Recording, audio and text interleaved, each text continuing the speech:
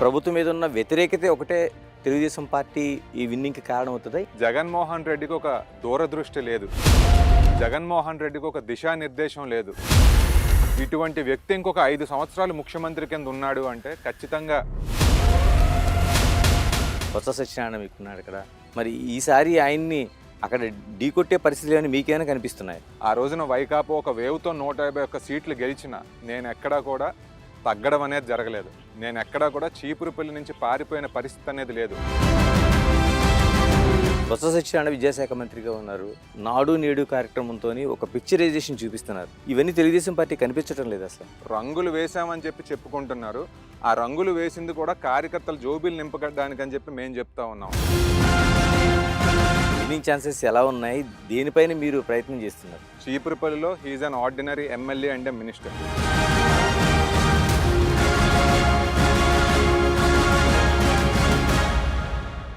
విజయనగరం జిల్లా అంటే తెలుగుదేశం పార్టీ ఆవిర్భావం నుంచి కూడా ఒక కంచుకోట. అలాంటి కంచుకోటలో అప్పుడప్పుడు ఒడిదుడుకులు వచ్చిన 2019 ఎన్నికలు అతిపెద్ద దెబ్బతీశాయి. అంటే జిల్లాలో ఒక్క సీటు కూడా లేకుండా పోయింది. ఇలాంటి పరిస్థితుల మధ్య ఇప్పుడు జరగబోయే ఎన్నికల్లో ఏం జరుగుతుంది, ఎలాంటి వ్యూహాలు ఉన్నాయి, ప్రజల నుంచి ఏమనుకుంటున్నారు, తెలుగుదేశం పార్టీ అనుకుంటున్నట్లు ఆశలు ఫలిస్తాయా? జిల్లా అధ్యక్షులు కిమిడి నాగార్జున మన ముందున్నారు. నాగార్జున గారు నమస్తే. నమస్కారం. ఎలా ఉంది అంటే 2019 ఎన్నికలు చూశారు. అంటే విజయనగరం జిల్లాలో ఎవరు ఊహించలేని పరిణామాలు వచ్చినాయి. ఆ పరిణామాలు ఏమైనా తిరగరాసే అవకాశాలు ఏమైనా కనిపిస్తున్నాయా మీకు ఏమైనా? ఖచ్చితంగానండి. ఈ రోజున ప్రజలందరూ కూడా జగన్మోహన్ రెడ్డి గారి పరిపాలనతో విసుగు చెందారు. వాళ్ళందరిలో కూడా తీవ్రమైన వ్యతిరేకత అనేది వచ్చింది. 2019లో జగన్మోహన్ రెడ్డికి ఒక అవకాశం ఇస్తాము అని చెప్పి ప్రజలు ఆ రకంగా చేయడం అనేది జరిగింది. ఆ వేవ్లోనే విజయనగరం జిల్లా, ఉమ్మడి విజయనగరం జిల్లాలో అన్ని సీట్లు పోవడం అనేది కూడా జరిగింది. ఆ మాట వాస్తవం. అయితే ఈ రోజున తెలుగుదేశం పార్టీ బలం ఎంతగానో పుంజుకుంది. తెలుగుదేశం పార్టీ నాయకులు కానివ్వండి, కార్యకర్తలు కానివ్వండి, చంద్రబాబు నాయుడు గారిని మళ్ళీ ముఖ్యమంత్రిని చేయాలన్న పట్టుదలతో అహర్నిశలు కష్టపడుతూ ఉన్నారు. ఈ రోజునైతే ఉమ్మడి విజయనగరం జిల్లాలో 9 నియోజకవర్గాలు, అదే రకంగా ఇంతకుముందు ఉమ్మడి శ్రీకాకుళంలో ఉన్న రాజాం అండ్ హెచ్చర్ల కూడా విజయనగరం పార్లమెంట్లోకి వస్తాయి. ఈ రెండింటితో సహా అన్నీ కూడా మేము గెలవబోతున్నామని ఖచ్చితంగా చెప్పగలను. అంటే కేవలం అంటే ప్రభుత్వం మీద ఉన్న వ్యతిరేకత ఒకటే తెలుగుదేశం పార్టీ ఈ విన్నింగ్కి కారణం అవుతుందా? ఇంకేమైనా మిగతా అంశాలు ఏమైనా ఉన్నాయి మీకు ఏమైనా అన్ని కనిపిస్తున్నాయి? అంశాలు కూడా ఈ రోజున మాకు సహకరించబోతా ఉన్నాయండి. తెలుగుదేశం పార్టీ అనేది ప్రజల హృదయాల్లో ఉంది. కార్యకర్తలందరూ కూడా ఇక్కడ మాకు చాలా బలంగా ఉన్నారు. మీరు ఇందాక చెప్పినట్టుగా విజయనగరం జిల్లా అనేది తెలుగుదేశం పార్టీకి ఒక కంచుకోట. వీళ్ళందరూ కూడా మాకు సైనికుల్లాగా పని చేయబోతూ ఉన్నారు. అట్లాగే ఈ రోజున కొన్ని వర్గాల యొక్క ప్రజలు తీసుకున్నామంటే, మేధావి వర్గం కానివ్వండి, ఉద్యోగస్తులు కానివ్వండి, వ్యాపారస్తులు కానివ్వండి, వీళ్ళందరూ కూడా జగన్మోహన్ రెడ్డి గారి పరిపాలన ఎంత హానికరం అన్న సంగతి వాళ్ళు గుర్తించడం జరిగింది. జగన్మోహన్ రెడ్డికి ఒక దూరదృష్టి లేదు, జగన్మోహన్ రెడ్డికి ఒక దిశానిర్దేశం లేదు. ఇటువంటి వ్యక్తి ఇంకొక 5 సంవత్సరాలు ముఖ్యమంత్రి కింద ఉన్నాడు అంటే ఖచ్చితంగా ప్రజలందరూ కూడా నాశనం అయిపోతారు. చంద్రబాబు నాయుడు గారు లాంటి విజనరీ మళ్ళీ మనకి ముఖ్యమంత్రి అవ్వాలనేది కూడా చాలా సెగ్మెంట్స్లో ఉందండి. కాబట్టి చంద్రబాబు నాయుడు గారి విజనరీ పరిపాలన అందామా, విజయనగరం జిల్లాలో ఉన్న ఇదో మాకు కంచుకోట అందామా, లేదంటే కార్యకర్తల బలం అందామా, ఇవన్నీ కూడా మాకు ఖచ్చితంగా సహకరించే అంశాలు. అంటే ఇప్పుడు ఒకవైపు వైసీపీ పార్టీ అభ్యర్థుల్ని 6 విడతలుగా ప్రకటించింది, ఎక్కడెక్కడ ఎవరు ఉండాలి, మార్పులు చేర్పులు అన్నీ చేసింది. ఇప్పటికొచ్చి తెలుగుదేశం పార్టీలో అలాంటి స్పష్టత ఏం కనిపించట్లేదు. మరోవైపు పవన్ కళ్యాణ్తో పొత్తుంది, ఇప్పుడేమో బీజేపీతో కొత్తగా పొత్తు పెట్టుకోవడానికి ప్రణాళికలు రచిస్తున్నారు. ఇంత కన్ఫ్యూజన్లో ఏం జరగబోతుంది మీ పార్టీలో అభ్యర్థులు కానీ, ఆశావాహులు కానీ? జగన్మోహన్ రెడ్డి గారు సుమారు 60కి పైగా అభ్యర్థులను ఇటు నుంచి అటు మార్చారు. ఒక 30 మంది సిట్టింగులకి సీట్ లేకుండా చేశారు. ముందు మనం దాని గురించి మాట్లాడుకోవాలి. జగన్మోహన్ రెడ్డి గారి 4.5 సంవత్సరాలు కూడా ఒక ఫెయిల్యూర్. ఆయన ఫెయిల్యూర్ని కాస్త అభ్యర్థుల మీద పడేద్దామని చెప్పి ఆయన ఇటు నుంచి అటు మార్చడం అనేది జరిగింది. ప్రజలు అది గుర్తించారు. మా ఎమ్మెల్యే ఫెయిల్ అంటే ఆ పైనున్న ముఖ్యమంత్రి కూడా ఫెయిల్ అనే సంగతి ప్రజలందరికీ కూడా అర్థమైంది. ముందంశం అదండి. ఇకపోతే తెలుగుదేశం పార్టీ విషయానికి మనం కనుక వచ్చాము అంటే, Telugu Desam party is a cadre based party. మా అధినాయకుడు చంద్రబాబు నాయుడు గారు. అట్లాగే మాకు జనసేనతో పొత్తు అనేది కుదిరింది. మరి బీజేపీ ఏం చేస్తుంది అన్నది కూడా మనం చూసుకోవాల్సిన అవసరం ఉంది. అయితే మేము తెలుగుదేశం పార్టీ తరపున చంద్రబాబు నాయుడు గారు ఇచ్చే దిశానిర్దేశం ఏదైతే ఉందో తూచా తప్పకుండా మేము అదంతా కూడా చేస్తూ ఉన్నామండి. ఈ రోజున ఇన్ఛార్జీలు ఎవరైతే ఉన్నారో ఇన్ఛార్జీలు అందరూ కూడా మేమే క్యాండిడేట్లు అనుకుని చంద్రబాబు నాయుడు గారిని ముఖ్యమంత్రిని చేయాలి అన్న సదుద్దేశంతో రోజు ప్రజల దగ్గరికి వెళ్తానే ఉన్నారు, ప్రజల తరపున పోరాటాలు చేస్తూనే ఉన్నారు. కాబట్టి తెలుగుదేశం పార్టీ సంస్కృతి ప్రకారం సీట్లు ఎప్పుడు ఇస్తారు అనేది మా అధినాయకులు డిసైడ్ చేస్తారు. ఈ పొత్తులో కూడా ఏంటి అనేవి ఆయన తీసుకుంటారు. గ్రౌండ్ లెవెల్లో అయితే మాకు వచ్చిన నష్టమేం లేదండి, ఎందుకంటే అందరం కూడా క్షేత్రస్థాయిలో పనిచేస్తున్నాం. పని చేస్తున్నారు కరెక్టే, చాలామంది ఆశావాహులు ఉన్నారు. ఎందుకంటే రాష్ట్ర వ్యాప్తంగా ఒక మార్పులు జరుగుతాయని ఒక ఆశ ఏదైతే ఉందో చాలామంది అభ్యర్థులను తీసుకొచ్చి పెడుతుంది. మరి ఇలాంటి పరిస్థితుల్లో జనసేనకి ఈ ఈ జిల్లాకు సంబంధించి ఏమైనా కేటాయింపులు జరిగే అవకాశం ఉందా? రేపొద్దున బీజేపీ వస్తే వాళ్ళకి ఈ జిల్లాలో ఏ విధంగా పంపిణీ చేస్తారు? ఇవన్నీ ఒక పెద్ద ఇదిగా కనిపించడం లేదా మీకు? పొత్తులు పెట్టుకున్నప్పుడు ఏవో కొన్ని సీట్లు ఎవరో ఒకరికి వెళ్తాయి అన్న ఊహాగానాలు అయితే వస్తాయండి. అదే రకంగా ఆ పార్టీల తరపు నుంచి ఎవరైతే ఇన్ఛార్జీలు ఉంటారో వాళ్ళందరూ కూడా ఉండే ఫీలింగ్ ఏంటంటే మేము అర్హులమనే వాళ్ళకే ఉంటుంది.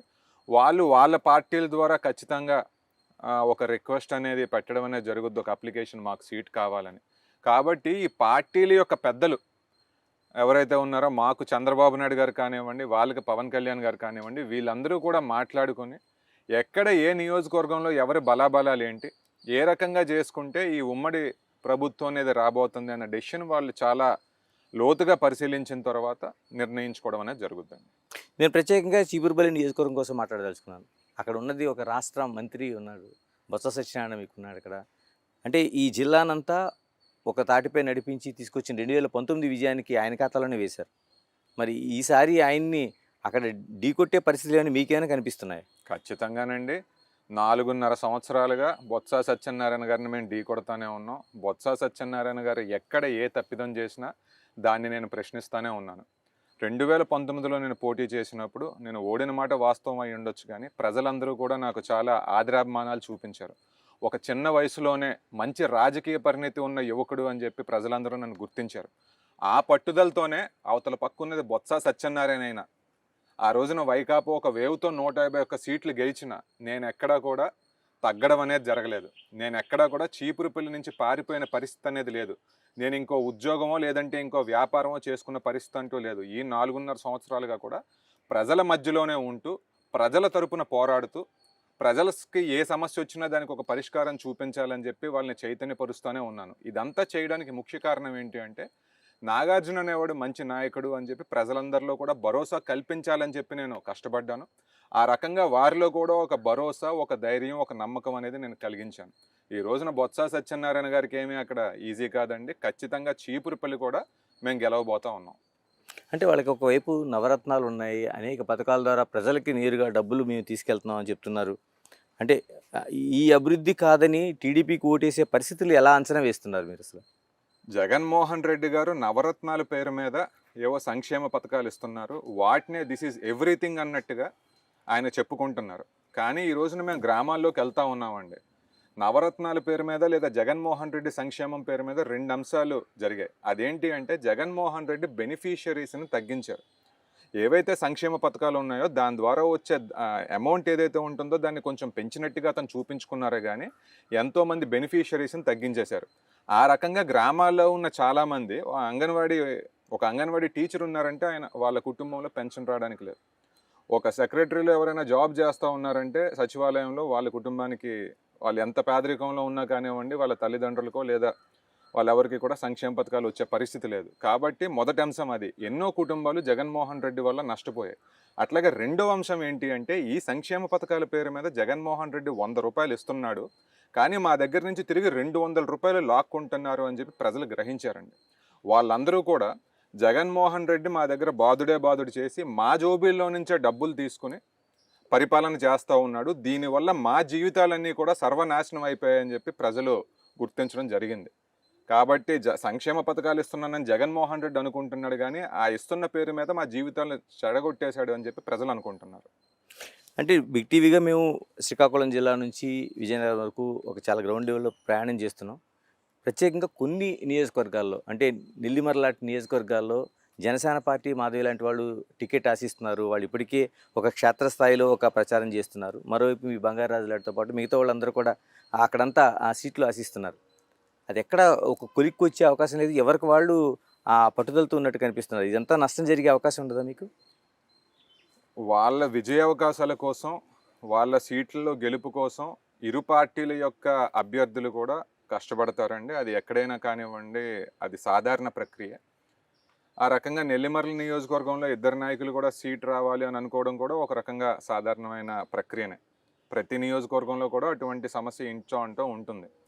అయితే నేను చెప్పేది ఒకటేనండి, ఏ సీటు విషయానికి వచ్చినా, నెల్లిమర్లు ఒకటే కాదు, ఏ సీటు విషయానికి వచ్చినా ఫైనల్గా డెసిషన్ తీసుకునేది మా అధినాయకులు ఇద్దరు కూడా కలిపి డెసిషన్ తీసుకుంటారు. ఆ డెసిషన్ తీసుకున్న తర్వాత ఎవరైనా కానివ్వండి, ఆ రెండో వారికి సహకారం చేస్తారు, చేయాల్సిందే. అంటే ఇప్పటివరకు మీరు చేస్తున్న ప్రచారం రాష్ట్ర వ్యాప్తంగా కావచ్చు, లేకపోతే జిల్లాల వారీగా కావచ్చు, జగన్మోహన్ రెడ్డి ఇస్తున్న వైఫల్యాలు మాత్రమే చూపిస్తున్నారు. మీరేం చేయబోతున్నారు? ఏమైనా చెప్పగలుగుతున్నారా? ఖచ్చితంగానండి. ఈ రోజున ప్రజలందరి దగ్గరికి కూడా తెలుగుదేశం పార్టీ నాయకులు, మరీ ముఖ్యంగా క్షేత్రస్థాయి బూత్ లెవెల్ క్యాడర్ అందరూ కూడా వెళ్తున్నారు. వెళ్ళి చంద్రబాబు నాయుడు గారు ముఖ్యమంత్రి అయ్యారు అంటే ఆయన ద్వారా జరగబోతా ఉన్న మంచి ఏంటి, ఆయన వస్తే మన గ్రామాలకు కానివ్వండి, మన ప్రాంతాలకు కానివ్వండి, ఏ రకమైన అభివృద్ధి చేయబోతా ఉన్నాం. అదే రకంగా ఈ రోజున మేము సూపర్ 6 అనే కార్యక్రమం తీసుకున్నాం. దాని ద్వారా మహిళలకి, మహాశక్తి అనుకునే మహిళలకి, వీళ్ళందరికీ కూడా వచ్చే పథకాలు ఏంటి అనేవి కూడా ప్రజలకి మేము వివరిస్తూ ఉన్నామండి. ప్రతిరోజు సాయంత్రం కూడా ప్రతి ఇంటికి మా కార్యకర్తలు వెళ్ళి చంద్రబాబు నాయుడు గారి ద్వారా మన సమాజానికి, రాష్ట్రానికి జరిగే మేలు ఏంటనేది వివరిస్తున్నాం.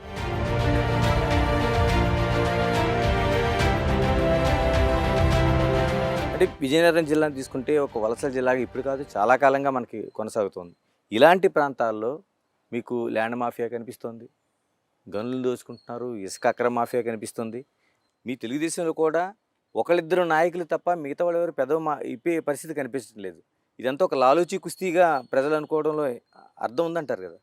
మీరు చెప్పినట్టుగా ఏంటంటే విజయనగరం జిల్లాలో వలస చాలా ఎక్కువగా ఉంది. అందరూ కూడా బయటికి వెళ్ళిపోతున్న మాట వాస్తవం.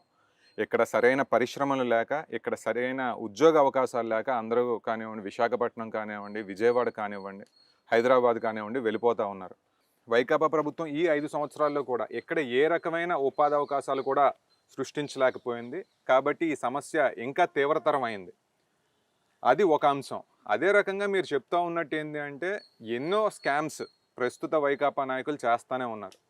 వాళ్ళు రాష్ట్ర స్థాయిలో కానివ్వండి, జిల్లా స్థాయిలో కానివ్వండి అవినీతి చాలా దారుణంగా చేస్తున్నారు. అదే రకంగా గనుల శాఖలో కానివ్వండి, ఇసుక తవ్వకాల్లో కానివ్వండి, లేదా ల్యాండ్ మాఫియాలో కానివ్వండి, ఎక్కడో దగ్గర వాళ్ళు ఇవన్నీ కూడా చేస్తున్నారు. మరి మా నాయకులు అందరూ కూడా, ఈ బొత్స కుటుంబం కానివ్వండి, వైకాపా నాయకులు కానివ్వండి, ఎక్కడైనా అవినీతి చేశారంటే ఖచ్చితంగా వాళ్ళు ఫోర్ ఫ్రంట్లోకి వచ్చి ఆ ప్రజల తరపున పోరాడుతూనే ఉన్నారు. ప్రజలు కూడా దీన్ని గమనించారు.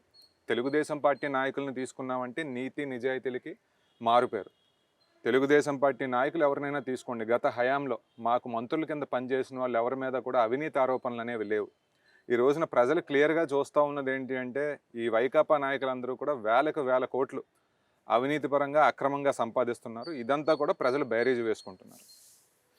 అంటే జిల్లా అధ్యక్షుడిగా కిమిడి నాగార్జున కేవలం బొత్స సత్యనారాయణ పైనే అస్త్రాలు ఎక్కుపెట్టడం ద్వారా, అంటే అది మీకు చీపురు పిల్లిలో మాత్రమే ప్రయోజనం ఉంటుందా? అసలు ఆయన ఒక్కడే ఎందుకు టార్గెట్ అవుతున్నాడు మీకు?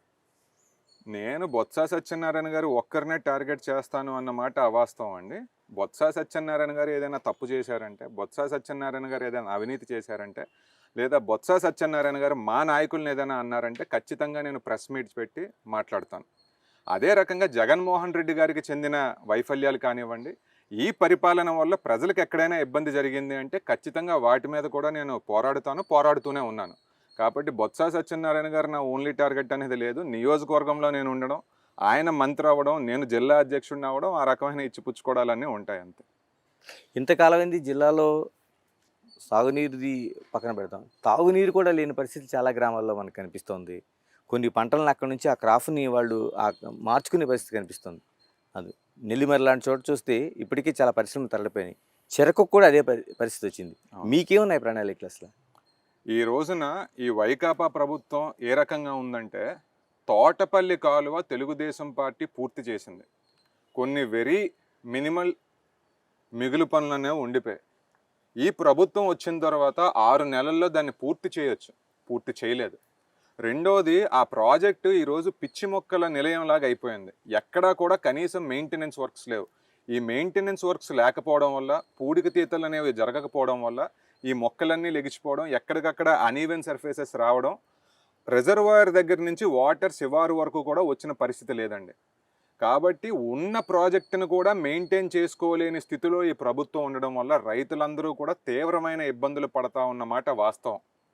మేము వచ్చిన తర్వాత ప్రజలందరికీ కూడా ఒకటే హామీ ఇస్తున్నాం, తోటపల్లిని చిన్న బిడ్డలాగా, పసిపాపలాగా మేము చూసుకుంటాం. వెంటనే వాటిని మెయింటెనెన్స్ వర్క్స్ పూర్తి చేస్తాం. ప్రతి చెరువుకి కూడా నీరు అందించేలాగా చూస్తాం. ఈ త్రాగునీరు సమస్య కానివ్వండి, సాగునీరు సమస్య కానివ్వండి, అన్నిటినీ కూడా మేము పరిష్కరిస్తామని చెప్పి ఈ సందర్భంగా తెలియజేస్తూ ఉన్నాను. అదే రకంగా ఈ రోజున మూతపడిపోయిన పరిశ్రమలు ఎన్నో ఉన్నాయి. ఈ జిల్లాలో ఫెర్రో అల్లాయ్స్ పరిశ్రమలు ఇంచుమించు 37 ఉన్నాయి. అందులో ఇంచుమించు సగానికి పైగా మూతపడిపోయాయి. ఎందుకంటే ఈ ప్రభుత్వం సరైన రాయితీలు ఇవ్వట్లేదు. ఫెర్రో అల్లాయ్స్ అనేది చాలా ఎలక్ట్రిసిటీ ఇంటెన్స్ యూనిట్స్ అండి. వాళ్ళు 40-50% వరకు కూడా ఇన్పుట్ అంతా కూడా ఈ కరెంట్ మీద, పవర్ మీద పెడతా ఉంటారు. ఆ యూనిట్ ఛార్జెస్ అవన్నీ కూడా వాళ్ళకు కూడా ఈ పెరిగిపోయిన రేట్ల వల్ల సుమారు యూనిట్కి 5 నుంచి 5.5 రూపాయలు పెంచేయడం వల్ల వాళ్ళందరూ కూడా తీవ్రమైన నష్టాల్లోకి వెళ్ళడం, ఆ యజమానులందరూ కూడా మూసేయడం, వర్కర్స్ అందరికీ కూడా చాలా ఇబ్బందుల్లో పడుతూ ఉన్నారు. మేమేం చెప్తున్నామంటే, పారిశ్రామికంగా ఈ మూతపడిపోయిన యూనిట్స్ ఏవైతే ఉన్నాయో ఖచ్చితంగా వాటిని తెరిపిస్తాము. అదే రకంగా నూతనంగా భారీ పరిశ్రమలు, చిన్న పరిశ్రమలు, మధ్య పరిశ్రమలు అన్నీ కూడా ఈ జిల్లాలోకి వచ్చేలాగా మేము చంద్రబాబు నాయుడు గారి దగ్గరికి వెళ్ళి అవన్నీ కూడా సాధిస్తామని తెలియజేస్తున్నాం. బొత్స సత్యనారాయణ విద్యాశాఖ మంత్రిగా ఉన్నారు. నాడు నేడు కార్యక్రమంతో ఒక పిక్చరైజేషన్ చూపిస్తున్నారు. ఇవన్నీ తెలుగుదేశం పార్టీ కనిపించడం లేదు అసలు. మీరే అన్నారు కదండి, నాడు నేడు కార్యక్రమం ద్వారా ఆయన మంచి పిక్చర్ చూపిస్తున్నారు. ఏవైతే బిల్డింగ్స్ ఉన్నాయో వాటికి కొత్తగా రంగులైతే వేశారు. మంచి రంగులో ఏ రంగులో మరి మాకైతే తెలియదు, కానీ వాళ్ళ కార్యకర్తల్ని కాపాడుకోవడం కోసం ఆ పథకం అనేది పెట్టి ఆ కార్యకర్తలందరికీ కూడా వేల కోట్ల రూపాయలు సంపాదించి పెట్టారు ఈ ప్రభుత్వం. కానీ ఎన్ని అదనపు స్కూల్ బిల్డింగ్లు కట్టించారు, ఎన్ని అదనపు స్కూల్ రూమ్స్ కట్టించారు అనేది వాళ్ళు బయటకు వచ్చి చెప్పగలరా? అదే రకంగా ఎన్నో స్కూల్స్లో ఈరోజు పెయింట్స్ వేసేసారు, 25 లక్షలు పెట్టి, 30 లక్షలు పెట్టి. కానీ తీరా చూస్తే విలీనం అని చెప్పేసి ఆ స్కూల్లే మూతపడిపోయిన పరిస్థితి కనిపిస్తూ ఉంది. ఈ రోజున మీరు విద్యాశాఖ గురించి మాట్లాడుతూ ఉన్నారు. రంగులు వేసామని చెప్పి చెప్పుకుంటున్నారు. ఆ రంగులు వేసింది కూడా కార్యకర్తలు జోబీలు నింపకడానికని చెప్పి మేము చెప్తా ఉన్నాం. అదే రకంగా స్కామ్స్ కూడా చాలా హైగా జరుగుతూ ఉన్నాయి. ఈ రోజున విద్యాశాఖ ఇస్తూ ఉన్న ఫ్రీ బుక్స్ ఏవైతే ఉన్నాయో రేట్లు పెంచేసి ఇస్తున్నమాట వాస్తవం కాదా? 110 రూపాయలు కేజీ పేపర్ ఉన్నప్పుడు 34 పైసలు ఒక పేజీ అయితే, ఈ రోజున 85 రూపాయలు పర్ కేజీ అయిపోయిన తర్వాత కూడా అదే 34 పైసలకి టెండర్స్ ఇస్తూ ఉన్నారు అంటే జోబుల్లో వేసుకోవడానికి కాదా ఇదంతా? రెండవ అంశం, ఈ రోజున విద్యా కానుక కిట్లు ఏవైతే ఇస్తున్నారో ఆ బ్యాగులు పిల్లల దగ్గర ఎన్ని రోజులు ఉంటున్నాయండి? 3 రోజుల్లో చిరిగిపోతూ ఉన్నాయి. అంటే నాసి రకమైన బ్యాగ్స్ ఇచ్చేసి దాని మీద కూడా పర్సంటేజ్లు ఆ శాఖలో ఉన్న వాళ్ళందరూ కూడా తీసుకుంటున్నారు. మరి బొత్స సత్యనారాయణ గారు దీని మీద కూడా అసలు నోరు మెదపట్లేదు. ఇలా రోడ్ల సంగతి ఏంటి? రోడ్ల సంగతి చూస్తుంటే మీ రోడ్లులా లేవు. అవునండి, ఇక్కడ రాష్ట్రం అంతటా కూడా మనం చూసుకోవడం అనేది జరిగింది. ఎక్కడైనా కానివ్వండి, జగన్మోహన్ రెడ్డి హయాంలో రోడ్లు అనేవి చాలా దారుణంగా ఉన్నాయి. నేషనల్ హైవేస్ కనుక ఉన్నాయి అంటే వాటికి వీటికి ఎంతో నక్కకి నాగలోకానికి ఉన్నంత తేడా కనిపిస్తూ ఉంది. ఎక్కడ చూసినా రోడ్లన్నీ పాడైపోయి ఉన్నాయి. ఆ రోడ్లలో మనం వెళ్తూ ఉన్నామంటే వాటిని ఉయ్యాల జంపాలని కూడా ప్రజలు సెటైర్లు వేసుకుంటూ ఉన్న పరిస్థితి. ఈ ప్రభుత్వం ఎలా ఉంది అంటే కనీసం ఉన్న రోడ్డుకి మరమ్మతులు కూడా చేసుకోలేని పరిస్థితిలో ఉందండి. ఇదంతా కూడా జనంలో తీవ్రమైన ఆగ్రహం అనేది వచ్చింది. ప్రజలు ఖచ్చితంగా వీళ్ళందరినీ కూడా తిప్పికొడతారు. ఇప్పుడు భోగాపురంలో అతిపెద్ద ప్రాజెక్టు ఇప్పుడు ఓన్లీ కాంపౌండ్ వాళ్ళ వరకు వచ్చింది. మీ పార్టీ నిజంగా అధికారంలోకి వస్తే ఈ జిల్లాకు సంబంధించి స్పెసిఫిక్గా ఇవి చేస్తామని ఏ అంశాలను ఎంచుకున్నారు? 1, 2, 3 అనేవి. ఖచ్చితంగానండి, ఇందాక చెప్పినట్టుగా తోటపల్లిని ముందుగా పూర్తి చేసి ఆ మిగిలి పనులు ఏవైతే ఉన్నాయో అవి చేసి, ఆ మెయింటెనెన్స్ వర్క్స్ ఏవైతే ఉన్నాయో అదంతా కూడా పూర్తి చేసి రైతులందరికీ కూడా సరైన నీళ్ళు ఇచ్చేలాగా చూసుకుంటాం. రెండవది ఏంటి అంటే ఈ భోగాపురం ఎయిర్పోర్ట్ ఏదైతే ఉందో, భోగాపురం ఎయిర్పోర్ట్ ద్వారా మంచి ఉపాధి అవకాశాలు దొరుకుతాయి. అదే రకంగా ఈ చుట్టుపక్కల ప్రాంతాలన్నీ కూడా అభివృద్ధి చెందుతాయి. ఈ 5 సంవత్సరాల్లో జగన్మోహన్ రెడ్డి గారు చేసిందంటూ ఏదైనా ఉంది అంటే కేవలం ఆ కాంపౌండ్ వాళ్ళు కట్టించడం తప్ప అంతకు మించిన పని ఏమీ చేయలేదు. కాబట్టి తెలుగుదేశం పార్టీ అధికారంలోకి వచ్చిన తర్వాత ఖచ్చితంగా మా ప్రాంతాన్ని బాగు చేసుకోవడానికి భోగాపురం ఎయిర్పోర్ట్ ఒక సువర్ణ అవకాశం. ఖచ్చితంగా చంద్రబాబు నాయుడు గారు కూడా మంచి దృష్టి అనేది భోగాపురం ఎయిర్పోర్ట్ మీద ఉంది, కాబట్టి దాన్ని కూడా పూర్తి చేస్తామని చెప్పి ఈ సందర్భంగా తెలియజేస్తున్నాం. అంటే కిమిడి నాగార్జున జిల్లా అధ్యక్షుడిగా మీ పైన అంటే గ్రౌండ్ లెవెల్లో కావచ్చు, ప్రతిపక్షం కావచ్చు వస్తున్న విమర్శ ఏంటంటే, ఒకవైపు అశోక్ గజపతిరాజు గారు లేకపోతే కిమిడి కళా వెంకట్రావు గారు చెప్తే ఆ పరిధిలో ఆయన ఆ ప్రయాణం తప్పించి ఒక స్వతంత్రంగా క్యాడర్ కోసం ప్రయాణం చేసే పరిస్థితులు ఏం కనిపించడం లేదంటున్నారు. మీరేమంటారు? రెండూ ఉన్నాయంటానండి. ఈ రోజున అశోక్ గజపతిరాజు గారు కానివ్వండి, కళా వెంకట్రావు గారు కానివ్వండి, 40 సంవత్సరాలుగా ఈ పార్టీలో ఉన్నారు. వాళ్ళందరూ కూడా సీనియర్ నాయకులు. ఇంచుమించు తెలుగుదేశం పార్టీలో 5గురిని తీసుకున్నాము అంటే, టాప్ 5 మెంబర్స్ తీసుకున్నామంటే వీళ్ళందులో ఉంటారు. కాబట్టి అటువంటి సీనియర్స్ చెప్పే మాటలు నేను బాగున్నాయంటే వాటిని నేను పాటిస్తాను. అదే రకంగా వారి అడుగుజాడల్లో నడవడానికి నాకు ఏ రకమైన ఇగో కూడా లేదు. రెండో అంశం ఏంటి అంటే, వీళ్ళు చెప్పేది నేను చేస్తానన్న మాట వాస్తవం. అదే రకంగా స్వతంత్రంగా నేను నిర్ణయాలు తీసుకుని ఖచ్చితంగా మా క్యాడర్ అందరికీ కూడా కావాల్సిన పని అంతా చేసి పెడతాననేది కూడా వాస్తవం. నాకు కళా వెంకట్రావు గారు కానివ్వండి, అశోక్ గజపతిరాజు గారు కానివ్వండి, నేను చేసుకోవాల్సిన పనికి వాళ్ళు నాకు మంచి ఫ్రీడమే ఇచ్చారు. పార్టీ ఇచ్చే కార్యక్రమాలు కానివ్వండి, ఇతరత్ర కార్యక్రమాలు కానివ్వండి, అదంతా కూడా నేను చేసుకోవడానికి నాకు ఫ్రీ హ్యాండే ఉంది. అంటే రాష్ట్ర వ్యాప్తంగా 175 సీట్లలో ఒక 10-15 సీట్ల మీద ప్రజలందరే కాదు అన్ని రాజకీయ పక్షాలు కూడా ఒక కాన్సన్ట్రేషన్ ఉంటుంది. అందులో చీపురు బిల్లు ఒకటి. ఈసారి ఏం చేయబోతున్నారు? మీ చీపురు బిల్లులో ఏమైనా విన్నింగ్ ఛాన్సెస్ ఎలా ఉన్నాయి? దేనిపైన మీరు ప్రయత్నం చేస్తున్నారు? ఖచ్చితంగానండి. ఈ రోజున రాష్ట్రం అంతా కూడా చీపురు పిల్లి వైపు చూస్తారు. ఎందుకంటే అక్కడ ఒక పెద్ద తలకాయ పోటీ పడుతూ ఉంది. నేను మీడియా సోదరులందరికీ ఒకటే చెప్తా ఉంటాను. అదేంటి అంటే, బయట బొత్స సత్యనారాయణ పెద్ద నాయకులు అవ్వచ్చు, కానీ చీపురుపల్లిలో కాదు. చీపురుపల్లిలో he's an ordinary MLA and minister. ఇంకొక విషయం కూడా చెప్తాను. 2004 నుంచి 14 మధ్యలో ఆయన ఒక పీసీసీ అధ్యక్షుడి కిందో లేదంటే కాంగ్రెస్లో ఒక మంత్రి కిందో ఆయనకి చాలా ఎక్కువ పవర్స్ ఉండొచ్చు. కానీ ఈ 5 సంవత్సరాల్లో వైసీపీ ప్రభుత్వంలో ఆయనకు ఆ పవర్స్ లేవు.